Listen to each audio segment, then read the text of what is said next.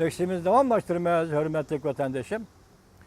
Cungu Tashqi ishlar Ministerligi yana bir qatim Hindistonga ogohlantirish berib, qo'limizdan keladigan yaxshilikning hammasini qilib bo'ldik dedi mavzuli xabar 8-oyning 22-kuni Vanvi torbiyatida e'lon qilindi. Xabar bundoq boshladi. Hindistonga savol.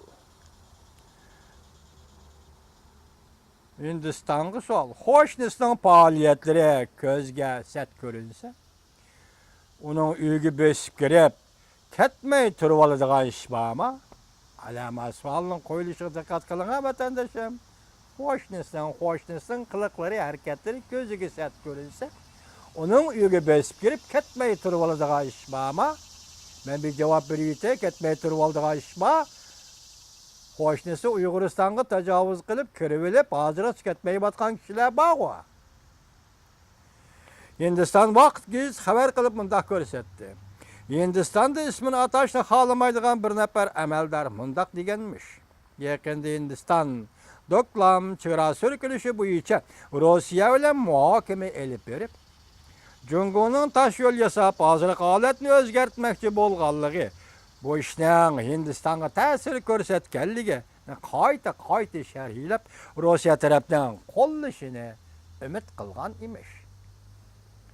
22-kun Tashqi ishlar Ministerligining bayonotchisi Hua Chunying mundaq ko'rsatdi.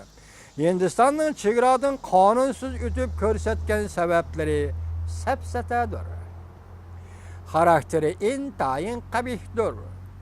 Pakistondagi Hindiston qonunga hurmat qilishi, qoida so'zlashi, aql va aqllarni hukm bilan siyosat belgilashini umid qilamiz Hindistonning, deydi Hua Chunying bayonotchisi. Bayonotchi Hua Chunying ta'kidlab bunda ko'rsatdi. Donglang rayoni shubhasizki Jungoning territoriyasidir. Asos nima?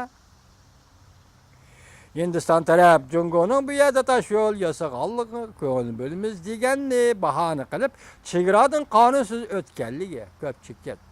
Bu ishni hal qilishning birdan-bir asosi va oldingi shart Hindiston tarafsiz hech qanday shart qo'ymay, darhol shartsiz holda qonunsiz o'tgan barliq yerlardan xodimlarni va uskunalarni, chegara mudofaa askarlarini chekindirib chiqib ketish kerak. Bayonotchining bayonoti. Bayonotchi Hua Chunying mundaq ko'rsatdi. Kishilar o'ylab beqishi kerak.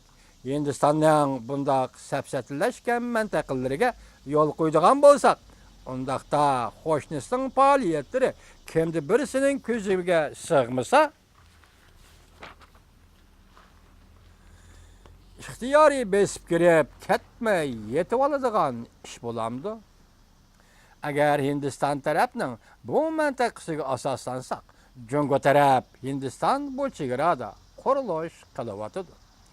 Asos qurilish bilan shug'ullanib, Jungoning bexatarligiga tahdid soldi deb his qilib, dadil holda Hindistonning chegarasi ichiga Hindiston taraf qurilish qilayotgan bo'lsa, to'sib olsa bo'lamdi yo'q.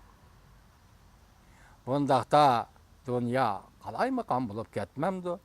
Xalqaro munosabat prinsiplaridan so'z ochqali bo'lmaydi-ku. Bayonotchi Hua Chunying mundaq ko'rsatdi. Jungo hozirgacha yuqori darajada o'zini tutib oldi. Qo'lidan keladigan yaxshilikni qilib, Hindistonning bo'lishga tegishli bir mas'uliyatini o'ttirib olib chiqishini, qonunga rioya qilib, qoida so'zlash pozitsiyasi bilan aqli va aqlani hukm qilib siyosat belgilashini umid qildi. Qaysi qonun? Jungoni sinab bakmoqchi. Hindistonning bir nafar yuqori darajalik amaldori Donglang surkilishi masalasi nihoyat tez orada hal bo'ladi dedi. Donglang surkilishi tez orada hal bo'ladi.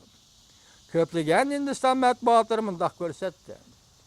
Hindiston taraf Jungo chegarasida yo'l qurilishini tezlatish, balki Davlat mudofaa ministerligi bor kuchi bilan ilgirlatish lozim. Ichki ishlar kabinetining ministri Sengning qo'shnilarning muhimligi ustida to'xtaldi. qo'shnilarning Hüseyin efendiga qo'shnilarning muhimligi ustida to'xtaldi va barliq qo'shnilar bilan yaxshi munosabat saqlashni ta'kidladi. Hindiston Vaqt gazeti bunda ko'rsatdi. Ichki ishlar ministri Sen Donglang so'rkilishi to'g'risida to'xtalganda tinchlikni ta'kidlagan bo'lsa-mu, u yana o'xshashla Hindiston armiyasi qo'rqib qolmaydi deb ogohlantirdi.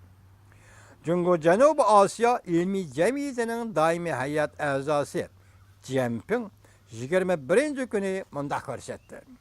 Tez arada oxirlashadi. Deganlik bu Jungoni sinab beqish xarakteridagi bir jumla so'zlardir.